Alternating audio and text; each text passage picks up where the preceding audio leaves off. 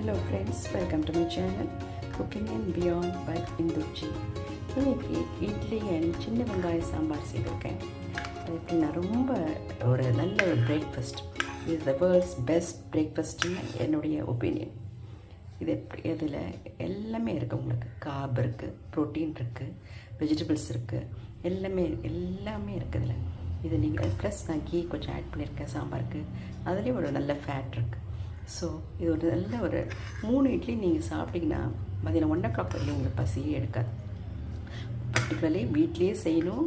வீட்டில் அரைக்கிற மாவு மாதிரி வர எந்த மாவும் உங்களுக்கு கிடைக்காது.